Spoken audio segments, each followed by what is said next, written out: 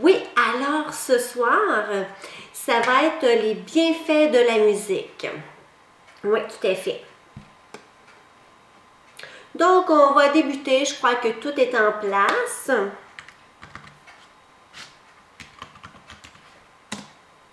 Voilà. Alors, je vais souhaiter la bienvenue à tout le monde pour la conférence de ce soir.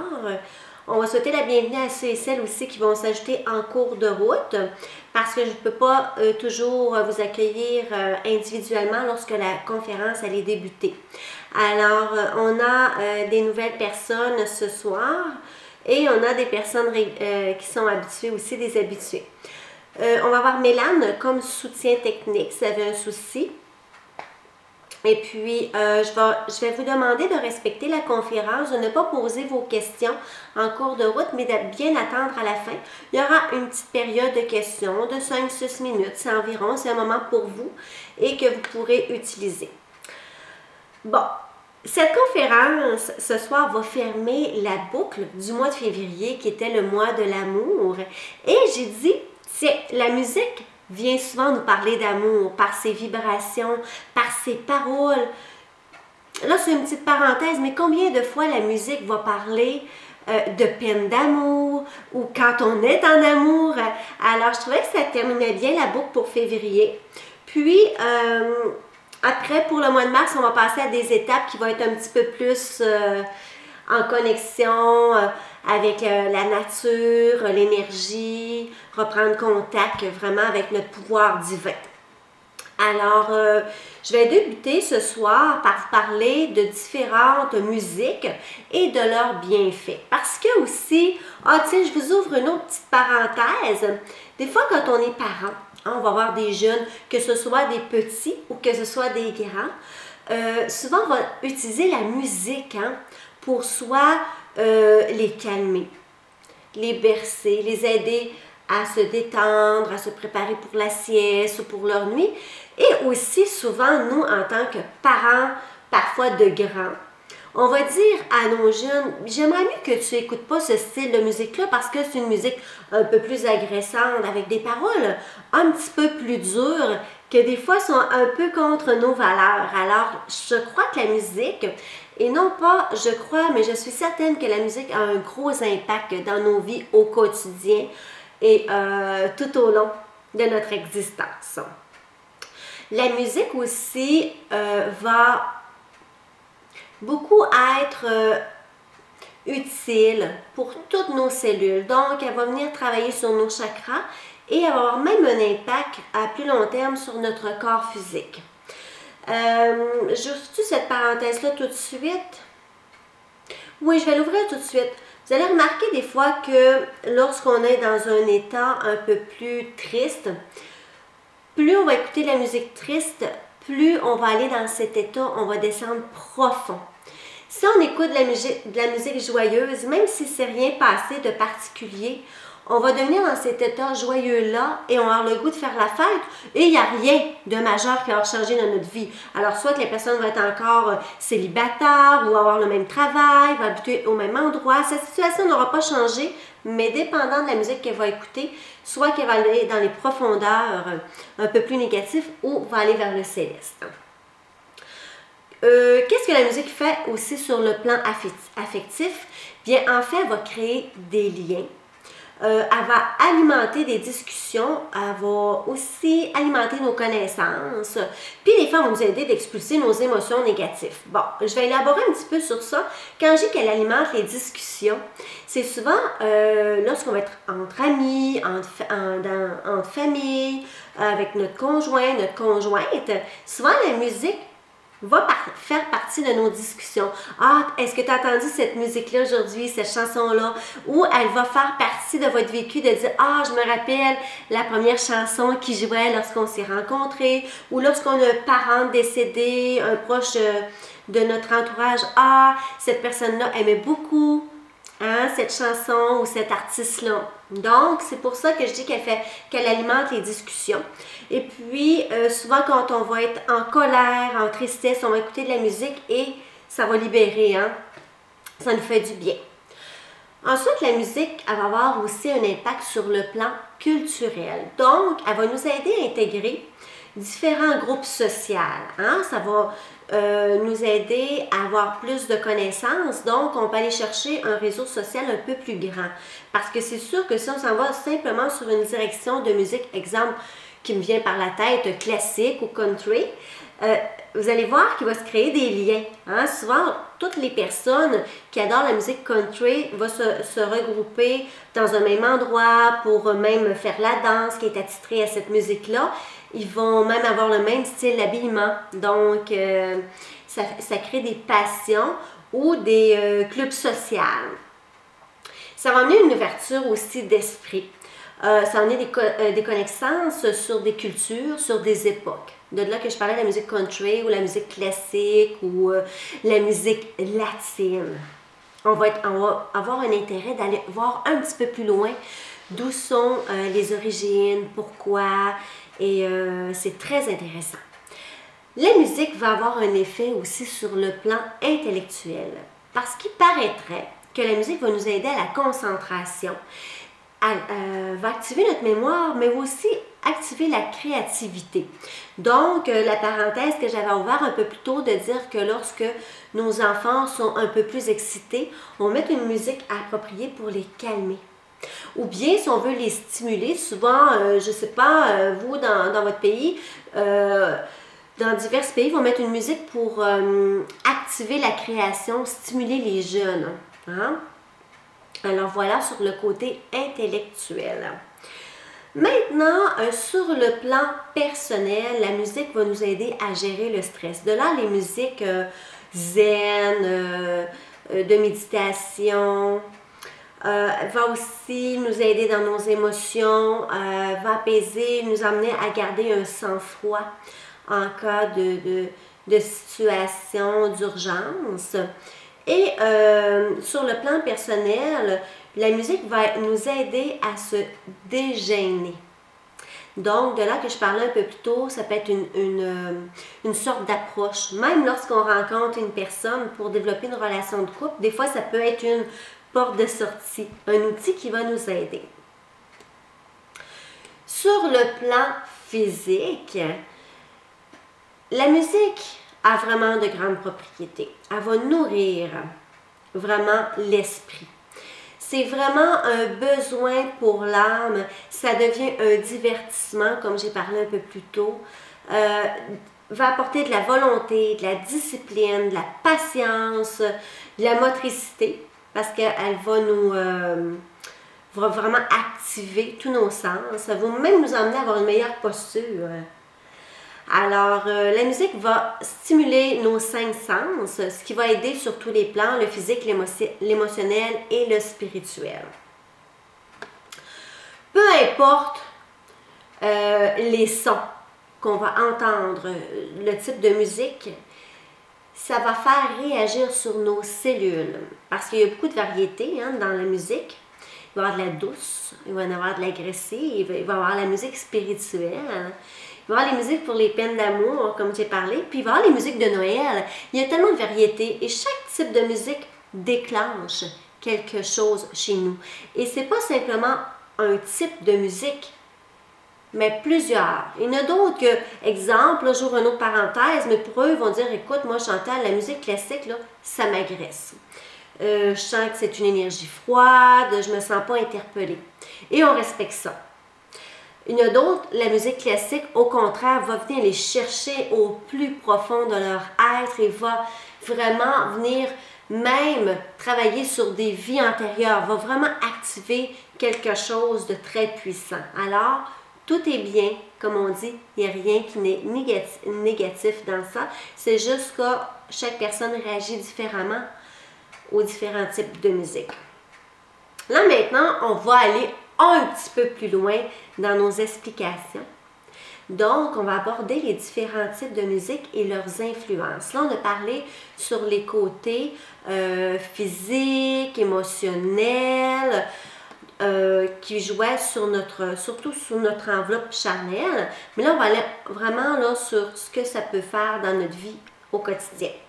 Alors maintenant, si on prend les chants grégoriens, alors lorsqu'on écoute cette musique-là, qu'est-ce qu'elle peut faire? Elle va nous donner l'impression d'espace.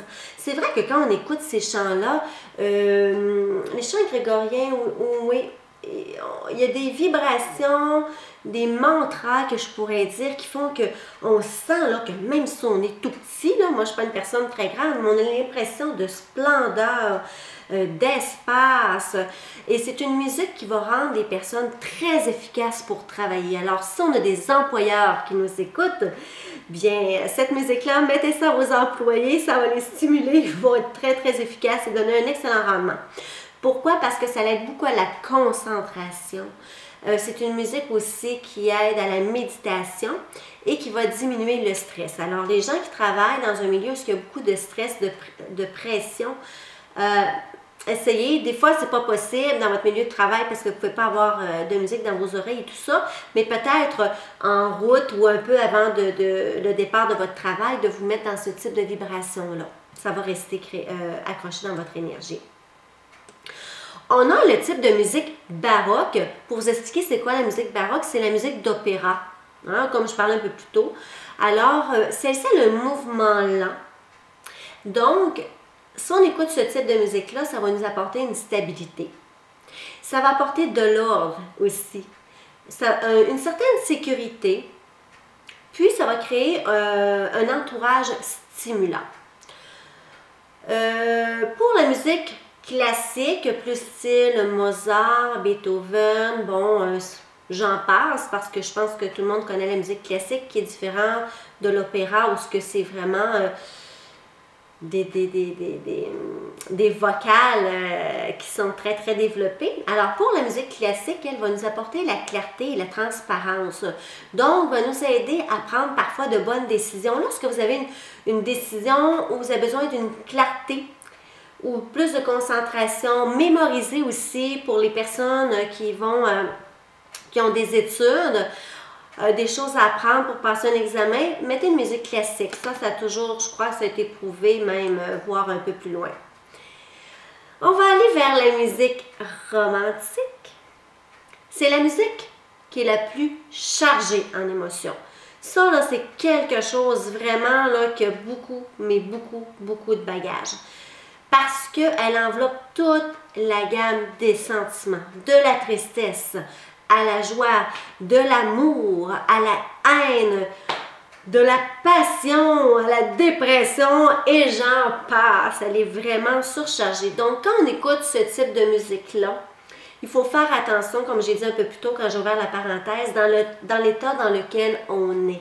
Si on va pas bien, on n'écoute pas de la musique romantique. On va aller dans les autres musiques que je suis en train de vous énumérer et après, on écoutera la romantique. La musique jazz, blues, même si elle évoque, elle a aussi des émotions. Elle a un effet tonifiant sur l'organisme. Alors, écoutez la musique blues avant d'écouter la musique romantique parce que ça va vous nettoyer. Elle tonifie l'organisme, elle le vivifie, pardon. La musique rock. Ça va dépendre de la forme du rock parce qu'il y a différentes sortes de rock. Vous pouvez obtenir de la passion ou bien des relâchements de tension intérieure. Ça, là, c'est vraiment un petit peu délicat comme musique parce que ça varie tellement d'une personne à l'autre. Et dépendant du style de rock, va influencer. Donc, à écouter, à prendre un peu et à en délaisser un peu. C'est comme ça que j'irais pour la musique de ce type-là. On va voir la musique heavy metal, ou des fois ils vont dire punk ou grunge, là, peut-être je le prononce mal, grunge. C'est des musiques qui sont écoutées très fortes, hein, qui vont affecter directement le système nerveux. Je pense que pas juste le système nerveux, mais aussi nos oreilles. Donc, ce type de musique-là va vraiment augmenter les battements cardiaques, va accélérer notre respiration et va faire aussi augmenter les tensions. Donc, cette musique-là, on en écoute, hein, si on aime ça, il n'y a pas de souci. Mais comme je dirais, La modération est toujours de mise. Alors, c'est sûr que si vous écoutez du heavy metal du matin jusqu'au soir, et que vous êtes comme ça, là, demandez-vous pas pourquoi. Alors, mais à l'écouter à l'occasion, ça peut être bien parce que ça augmente les battements cardiaques, ça peut stimuler un petit peu, mais vraiment à petite dose. On va voir la musique techno. La musique techno, elle va évoquer les battements cardiaques. C'est une musique un peu plus, je dirais un mélange entre les deux, peut-être du heavy metal, du rock, pour son rythme. Donc, elle va évoquer des petits battements cardiaques.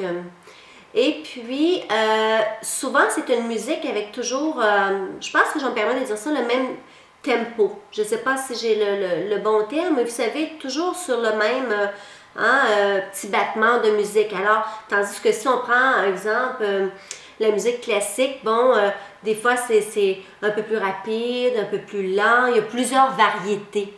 Tandis que la musique techno, bon, on a l'impression qu'on écoute toujours la même chose. Tiens, c'est comme ça. Alors, elle, ce qu'elle va faire à notre corps, c'est qu'elle va obliger, elle va contraindre notre battement cardiaque à s'adapter à ce rythme. C'est pas négatif du tout ce que je veux dire là, c'est qu'elle, dans le fond, à un moment donné, peut-être, lorsqu'on va débuter à l'écouter, bon, on va être en désaccord avec son rythme, puis plus ça va aller, c'est nous qui va être forcés de s'adapter au rythme de cette musique-là. Et lorsqu'on l'écoute à plus long terme, elle va nous emmener dans un état de transe parce qu'elle fait comme nous hypnotiser. Étant donné que c'est toujours qu'elle ne change pas, on devient vraiment absorbé par son rythme. Alors, ça nous amène dans un état de transe.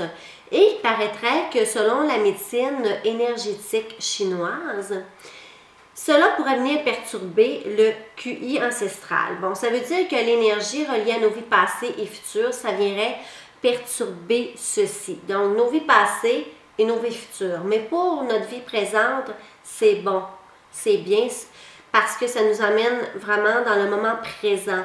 Mais si on en fait trop sur une longue période, là, ça peut venir jouer ou débalancer vos vies antérieures. D'accord?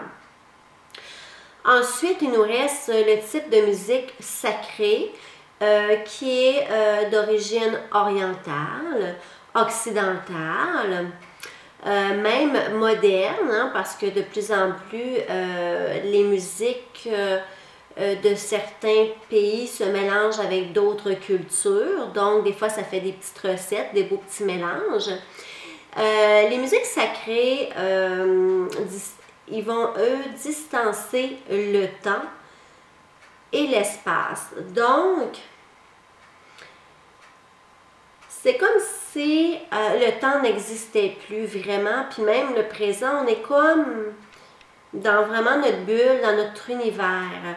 Le cerveau, il passe en mode alpha, en onde alpha. Pour vous expliquer un peu, le mode alpha, c'est quoi? C'est la phase entre le sommeil et l'activité. Donc, il est entre deux. Il n'est pas au repos, puis en même temps, il est conscient de tout ce qui se passe alentour de lui. C'est pas comme tout à l'heure, je parlais de la transe, où ce que la transe, on n'a plus conscience du monde physique alentour de nous. Là, c'est comme entre deux. On est conscient, mais en même temps, on est déconnecté.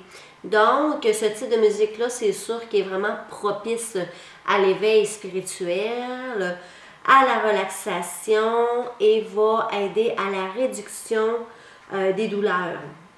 Donc, lorsqu'on a une douleur physique, si on écoute ce type de musique-là, ça va se libérer. Pourquoi ça se libère? Bon, on va faire une petite parenthèse.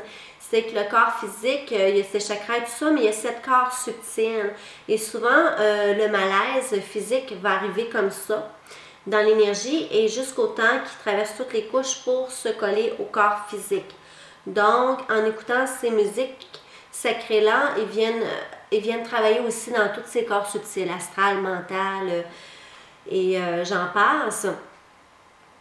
Donc, c'est pour cette raison-là que là, ça va être le physique qui va se détacher dans la première couche énergétique, la deuxième et ainsi de suite. Et dépendant de la durée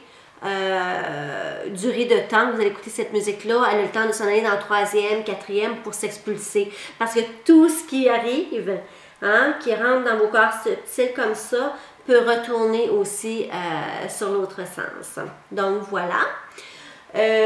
Pour finaliser la conférence, bon, la musique va toujours rester la meilleure nourriture pour l'âme. Alors, qu'on mette de la musique dans nos vies, qu'on dose différentes types de musique et qu'on en mette un petit peu plus de certaines dans nos vies si elles ne font pas partie de notre vie présente là. Ensuite, bien c'est ça. Si vous avez des questions, je vais être disponible à répondre maintenant pour élaborer un petit peu plus.